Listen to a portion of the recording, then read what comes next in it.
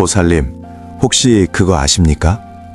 성묘는 돌아가신 분을 위한 날이 아닙니다.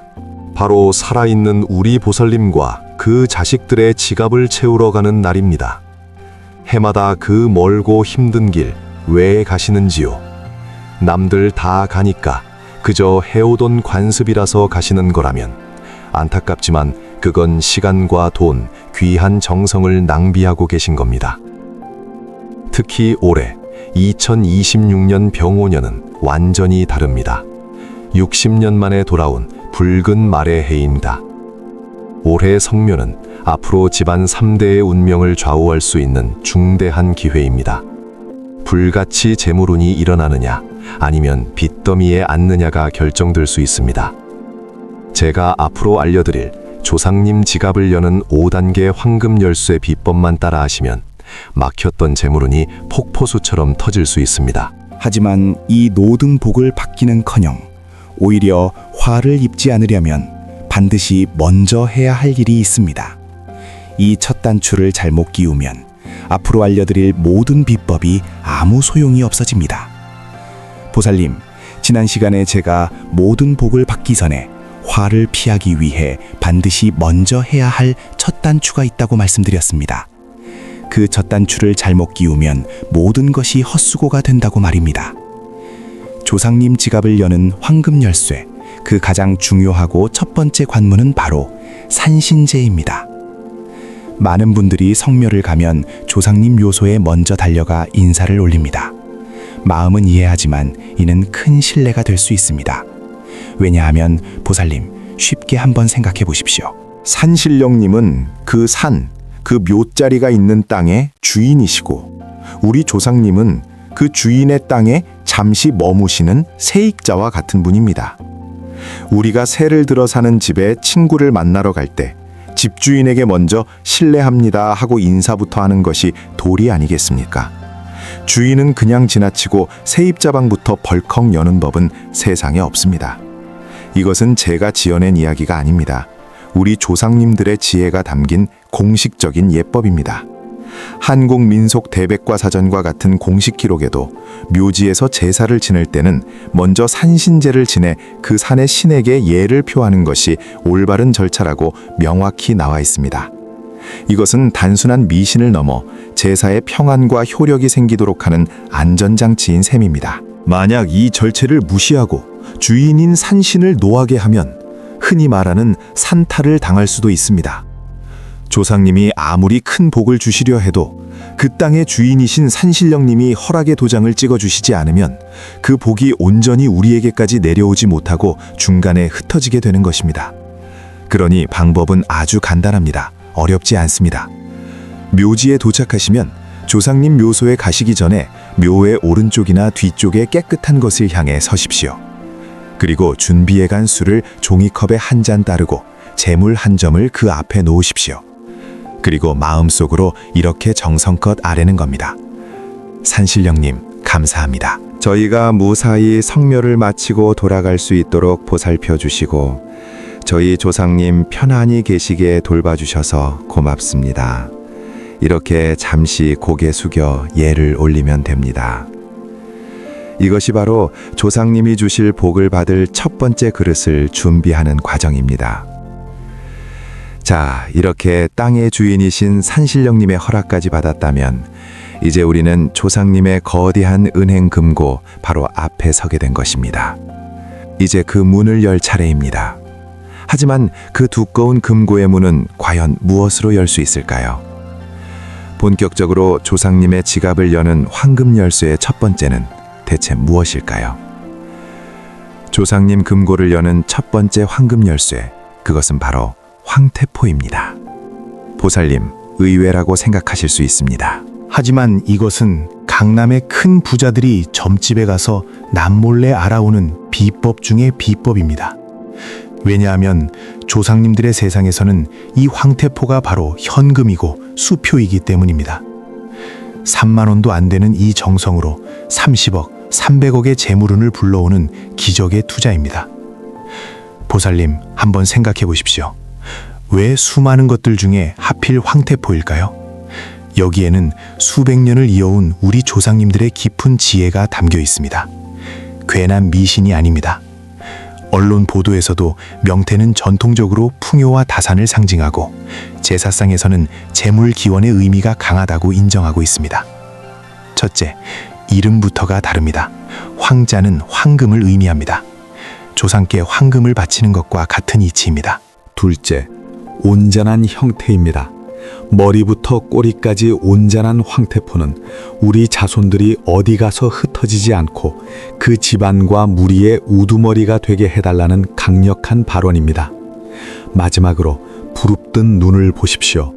이 눈이 우리 가족에게 들어오는 나쁜 기운, 애군을 막아주는 파수꾼 역할을 하는 것입니다. 자, 그럼 이 귀한 황금 열쇠를 어떻게 올려야 조상님께서 기쁘게 받으실까요? 제가 하나씩 따라하기 쉽게 알려드리겠습니다. 가장 중요한 것은 정성입니다. 절대 검은 비닐봉지에 담아가서는 안 됩니다. 이는 조상님께 구겨진 돈을 던지는 것과 같은 큰 결례입니다. 반드시 깨끗한 흰 한지나 그것이 없다면 A4 용지라도 괜찮습니다. 그 위에 황태포를 정성껏 쌓아주십시오. 그 다음 붉은색 펜을 준비하십시오. 그리고 그 포장지 위에 간절한 소원을 적는 겁니다. 간의 평안, 사업 번창, 자손 합격처럼 말입니다. 붉은색은 생명과 재물의 기운을 불어넣는 힘이 있습니다. 마지막으로 황태포를 놓는 방향이 중요합니다. 반드시 머리가 해가 떠오르는 동쪽을 향하게 두십시오. 떠오르는 태양의 생기와 제복을 온전히 받아 우리 후손에게 전달해달라는 의미입니다. 이렇게 황태포라는 황금 열쇠로 조상님께 새로운 재물을 부탁드렸습니다.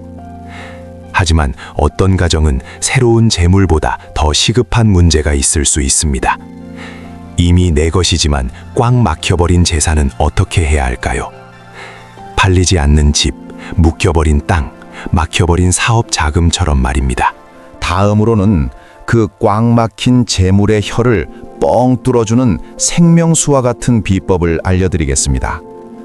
그 꽉 막힌 재물의 혀를 뚫어주는 생명수, 두 번째 황금 열쇠는 보살님, 바로 이 식혜입니다.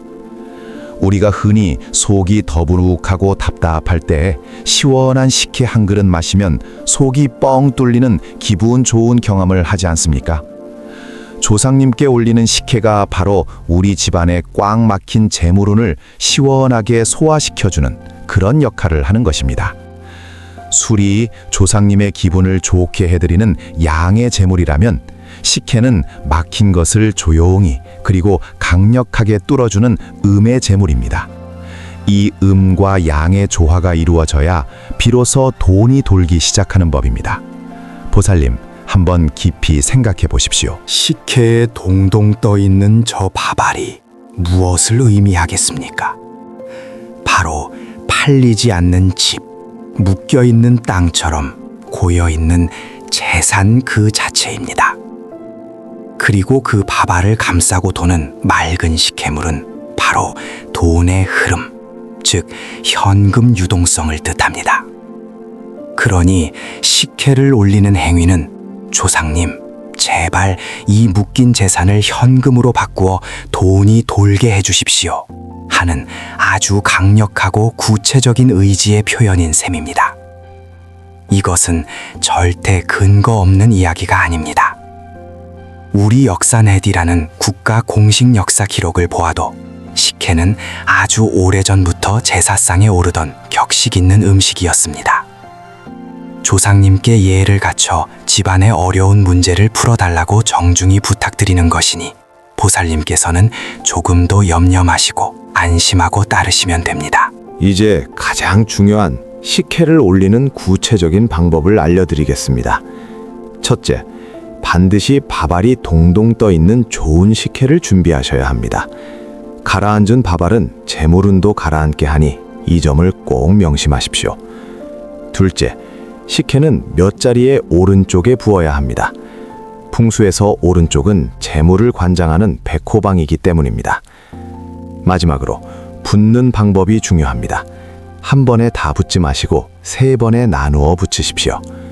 첫 번째 잔을 부으시면서는 집안의 빚이 모두 청산되게 해주십시오 하고 간절히 비시고, 두 번째 잔을 부으시면서는 팔리지 않는 집과 땅이 좋은 주인 만나게 해주십시오 하고 구체적인 소원을 아뢰십시오. 그리고 마지막 3번째 잔을 부으시면서는 이로써 우리 자손들이 돈 걱정 없이 번창하게 해주십시오 하고 마무리하는 것입니다. 이렇게 황태포로 새로운 돈을 부르고 식혜로 막힌 재산을 뚫었습니다. 돈 문제 물론 중요합니다. 하지만 보살님, 돈으로도 살 수 없는 것이 있지 않습니까? 바로 우리 귀한 자식들 앞길입니다. 이제부터는 단순히 돈을 버는 차원을 넘어서 우리 자손을 왕과 같이 귀하게, 정승과 같이 지혜롭게 만드는 조상님과의 가장 위대한 계약, 3번째 황금 열쇠에 대해 알려드릴 것입니다. 그 3번째 황금 열쇠는 바로 우리 자손의 명패와도 같은 과일입니다. 이것은 단순히 음식을 올리는 행위가 아닙니다, 보살님. 이것은 조상님과 우리 자손의 미래를 놓고 계약서에 도장을 찍는 신성한 약속입니다. 우리 아이가 어떤 인물로 자라날지 그 운명의 방향을 결정하는 아주 중요한 의식이지요. 우리 조상님들은 이 계약서에 어떤 과일을 올려야 하는지 이미 알고 계셨습니다. 바로 조유리시라는 순서 속에 그 지혜를 담아두셨지요. 이 중에서도 자손의 출세와 성공을 위해 절대 빠뜨리면 안 되는 3가지가 있습니다. 첫째는 대추입니다. 대추를 한번 갈라보십시오. 씨가 딱 하나만 들어 있습니다. 이것은 왕, 즉 집안에서 최고로 존귀한 인물이 나오기를 기원하는 마음입니다. 흩어지지 않는 단 하나의 씨앗처럼 우리 가문을 이끌어갈 강력한 리더가 태어나기를 바라는 염원이지요. 둘째는 밤입니다. 밤송이 하나를 까보면 대부분 새 톨의 밤알이 들어있습니다. 이것은 영의정, 좌의정, 우의정, 즉 삼정승을 의미합니다. 우리 자손이 왕을 보필하는 최고의 관직에 올라 지혜와 명예를 떨치기를 바라는 상징입니다. 셋째는 감입니다. 감나무는 그냥 심어서는 좋은 열매를 맺지 못합니다. 반드시 좋은 품종의 가지를 잘라붙이는 접붙이기를 해야만 굵고 단단한 열매를 맺습니다. 이것은 무엇을 의미하겠습니까? 바로 교육의 중요성입니다. 우리 자손이 훌륭한 스승 밑에서 잘 배워 뛰어난 학자가 되기를 기원하는 깊은 뜻이 담겨 있습니다. 자, 이렇게 좋은 의미를 담은 과일들을 정성껏 올리면 됩니다. 잠깐, 보살님. 우리 자식을 왕으로 만드는 이 과일들을 올리는 것보다 수백 배, 수천 배 더 중요한 것이 있습니다. 바로 올리는 그 순간 조상님을 내쫓고 우리 집안의 대를 끊어버리는 저주의 과일을 절대 올리지 않는 것입니다. 모르고 올린 그 정성이 오히려 돌이킬 수 없는 독이 될 수 있습니다. 제가 왜 이리 높아심에 강조하는지 들어보시면 아실 겁니다. 절대로 씨 없는 과일은 올리지 마십시오. 예를 들어 씨 없는 포도 같은 것 말입니다. 한번 생각해 보십시오. 씨가 단 하나뿐인 대추는 왕의 탄생이라는 희망을 담고 있는데 씨가 아예 없는 과일을 올린다는 것은 무슨 의미겠습니까? 그것은 조상님께 우리 집안은 여기서 끝입니다. 더는 자손이 없습니다. 라고 대못을 박는 가장 끔찍한 저주와 같습니다. 그 어떤 정성을 들였어도 이 실수 하나로 모든 것이 물거품이 되는 것입니다. 그리고 또 하나, 복숭아입니다. 복숭아는 예로부터 귀신을 쫓는 힘이 아주 강한 과일로 알려져 있습니다. 그래서 조상님께 복숭아를 올리는 것은 어서 오십시오 하고 잔치상을 차려놓고 정작 주인은 대문 밖으로 내쫓는 것과 같은 아주 무례하고 어리석은 행동입니다.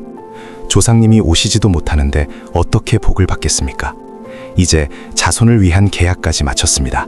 대추, 밤, 감으로 우리 아이들 앞길 환히 비춰달라 정성껏 빌었습니다. 하지만 보살님, 99%의 사람들이 바로 이 마지막 순간에 모든 것을 망치는 치명적인 실수를 저지릅니다.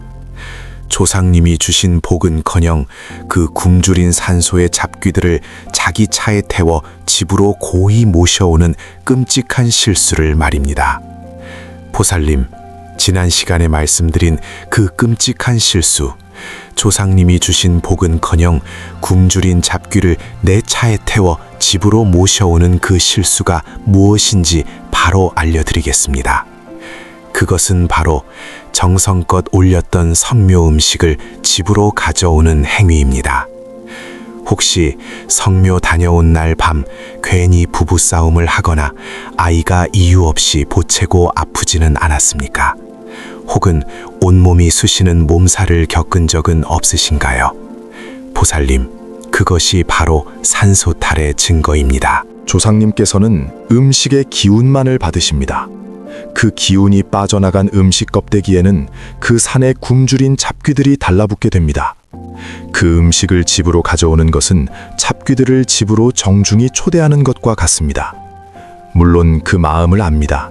멀쩡한 음식을 두고 오는 것이 아깝고 벌받을 것 같다는 생각. 하지만 보살님, 그것은 큰 오해입니다.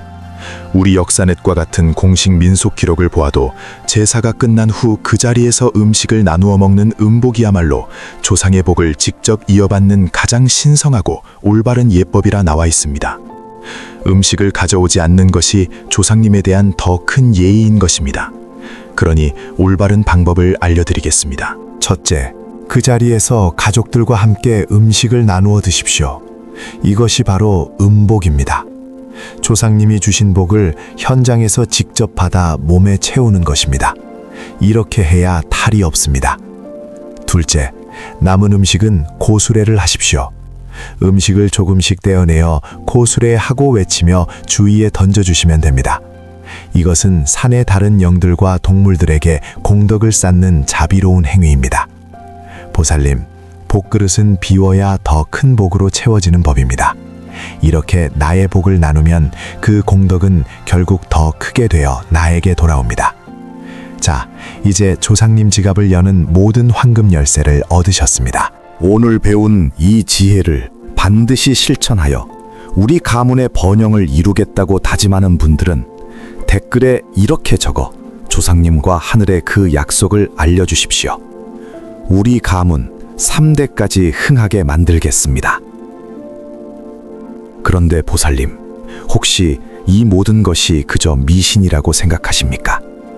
천만의 말씀입니다. 사실 지금까지 우리가 행한 것은 미신이 아니라 우리 조상들이 수천 년간 쌓아 올린 가장 과학적인 심리 치유법입니다. 그 깊은 원리가 궁금하지 않으십니까? 그 원리는 바로 이 모든 행위가 조상님과의 심리적 거래이자 우리 마음을 다스리는 가장 효과적인 치유 의식이기 때문입니다. 보살님, 마음속에 올해는 이상하게 일이 잘 안 풀리네. 우리 자식 앞길이 막힌 것 같아 답답해와 같은 막연한 불안감이 떠다닐 때가 있으시지요. 이런 불안은 손에 잡히지 않기에 우리를 더욱 힘들게 합니다. 하지만 황태포를 정성껏 고르고 맑은 식혜를 준비하고 과일을 하나하나 닦는 그 구체적인 행동을 통해 우리는 무엇을 얻을까요? 바로 나는 우리 가족을 위해 무언가 중요한 일을 했다는 뚜렷한 효능감과 마음의 안정입니다. 이것은 마치 심리 상담사가 내담자의 불안한 마음을 들어주고 든든한 지지를 보내주는 것과 같습니다. 조상님께 정성을 다하는 행위는 우리 마음속 불안을 조용히 털어놓고 분명히 잘 될 것이다 라는 보이지 않는 강한 응원을 받는 과정인 셈입니다. 실제로 2015년 김씨 등이 발표한 연구에 따르면 제사와 같은 전통의식에 참여한 어르신들은 심리적 안정감이 크게 향상되고 긍정적인 감정이 강화되는 효과를 보였습니다. 이것은 미신이 아닌 과학입니다. 더 나아가 이 의식은 가문의 장기적인 번영을 위한 가장 확실한 투자입니다.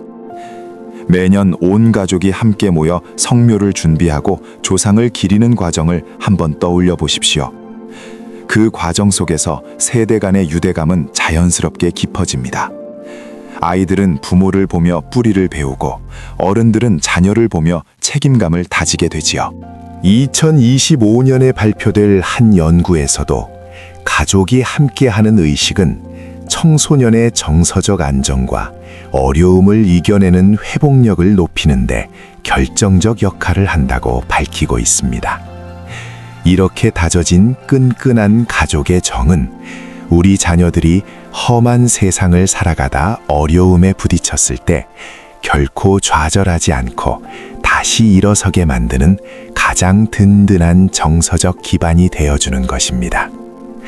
결국 보살님께서 정성으로 올리시는 황태포 한 마리, 식혜 한 잔은 단순히 물건이 아닙니다.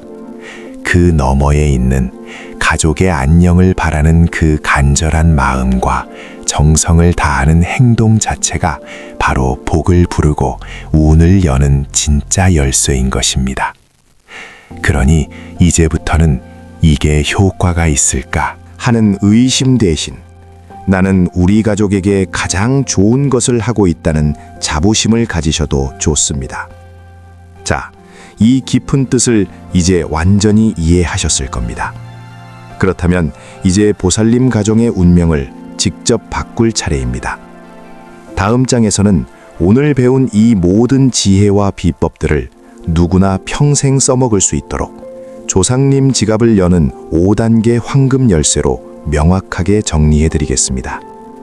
자, 이제 오늘 배운 모든 지혜를 하나로 꿰어 보살님께서 평생 쓰실 수 있는 열쇠로 만들어드리겠습니다. 이것이 바로 조상님 지갑을 여는 5단계 황금 열쇠입니다. 이 순서를 마음속에 깊이 새겨두십시오. 첫째, 산신께 먼저 정중히 예를 갖추는 산신제입니다. 모든 일의 시작은 순리가 있는 법입니다. 둘째, 조상님의 마음과 지갑을 여는 황금 열쇠, 바로 황태포를 올리는 것입니다. 셋째, 꽉 막힌 재물길을 시원하게 뚫어주는 지혜, 식혜를 공손히 바칩니다. 넷째, 우리 자손들의 미래까지 약속받는 신성한 계약서, 바로 삼색 과일입니다. 그리고 마지막 다섯째, 조상님이 주신 복은 온전히 받고 모든 탈은 밖으로 밀어내는 음복과 고수레로 정성껏 마무리하는 것입니다. 보살님, 이 5단계, 산신제, 황태포, 식혜, 삼색과일, 그리고 음복과 고수레. 이것이 바로 조상님과 소통하고 우리 가문의 운을 바꾸는 가장 확실한 길입니다. 이 열쇠로 보살님 가정에 재물과 행복의 문을 활짝 여시길 바랍니다. 기억하십시오. 이 모든 과정의 핵심은 결국 정성입니다. 이 지혜로운 정성을 통해 보살님 가정에 큰 복이 깃들고 자손들이 하는 일마다 번창하기를 제가 간절히 기도하겠습니다. 오늘의 지혜가 보살님의 삶의 등불이 되기를 바랍니다. 앞으로도 더 귀한 지혜를 나누고자 하오니 구독과 좋아요로 그 인연을 이어가 주십시오. 송불하십시오. 공면이 보우를 받아놓기 전에 보우의 사고를 점검하여 실수를 방지하고 부처님의 정도에 가까이 나아가십시오.